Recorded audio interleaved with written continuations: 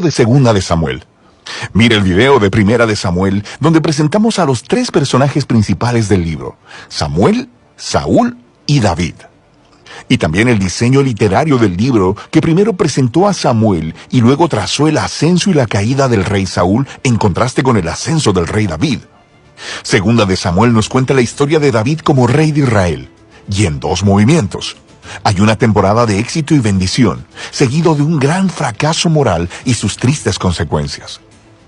Y luego, el libro termina con una bella conclusión que reflexiona en lo bueno y lo malo en la vida de David, generando la esperanza de un futuro rey que vendrá de su linaje.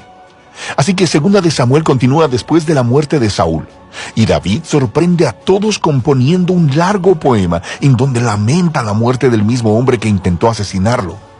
Una vez más, el autor está presentando la humildad y la compasión de David.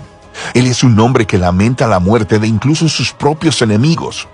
Después de esto, David experimenta una temporada de éxito y bendición de Dios.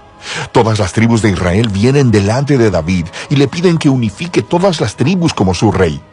Así que lo primero que David hace como rey es ir a la ciudad de Jerusalén y conquistarla, y la establece como la ciudad capital de Israel, y le pone el nombre de Sión. Y a partir de ahí, David continúa y gana muchas batallas y expande el territorio de Israel. Ahora, después de hacer a Jerusalén la capital política de Israel, también quiere convertirla en la capital religiosa. Así que hace que el Arca del Pacto sea trasladada a la ciudad. Y luego, en 2 de Samuel 7, él le dice a Dios que como Israel ya tiene un hogar permanente, él piensa que la presencia de Dios también debería tener una casa permanente. Así que pregunta si puede construir un templo para el Dios de Israel. Pero Dios le dice a David: gracias por pensarlo, pero más bien yo te construiré una casa, una dinastía. Ahora, 2 de Samuel 7 es un capítulo clave para entender la narrativa de toda la Biblia. Porque aquí Dios le hace una promesa a David que de su descendencia como rey vendrá un rey que construirá el templo de Dios aquí en la tierra y establecerá un reino eterno. Y esta es la promesa mesiánica a David que se retoma y desarrolla en el libro de Salmos y también en los libros de los profetas. Y este rey se conecta con la promesa de Dios a Abraham. El futuro reino mesiánico será la manera en que Dios traerá su bendición a todas las naciones. Y es aquí, en medio de toda esta bendición divina, que las cosas salen horriblemente mal. David comete un error fatal, no fatal para él, sino para un hombre llamado Urías, uno de los mejores soldados de David. Desde su terraza, David mira a Betsabé, la mujer de Urías, tomando un baño. David la busca, se acuesta con ella y la embaraza. Y luego trata de encubrir todo, asesinando a Urías y casándose con ella. Es simplemente horrible.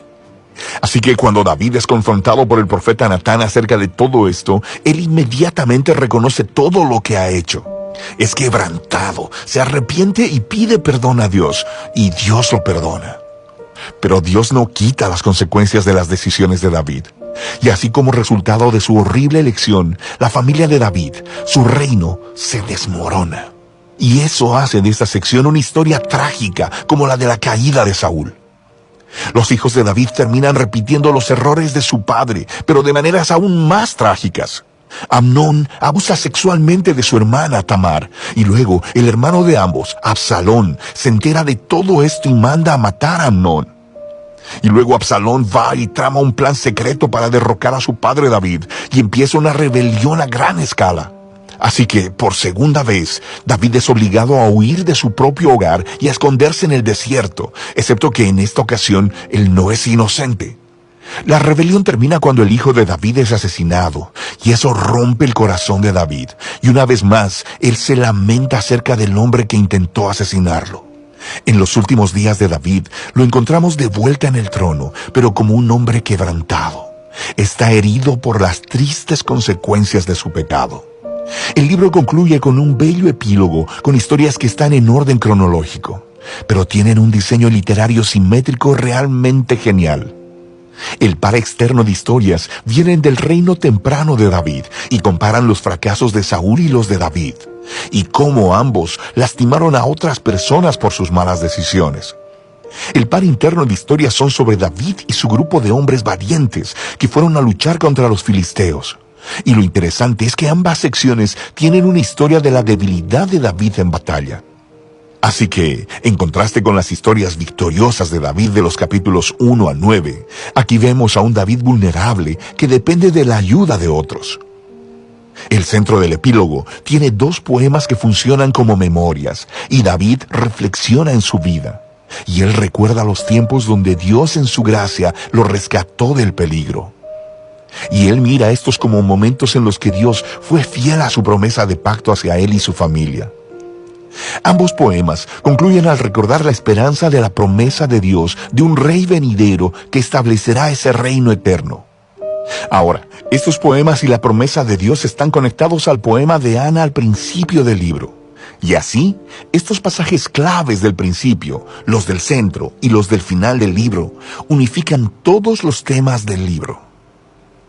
A pesar de la maldad de Saúl y David, Dios siguió obrando sus propósitos redentores, y Dios se opuso a la arrogancia de David y de Saúl, pero exaltó a David cuando éste se humilló. Así que la esperanza futura de este libro va mucho más allá que David mismo.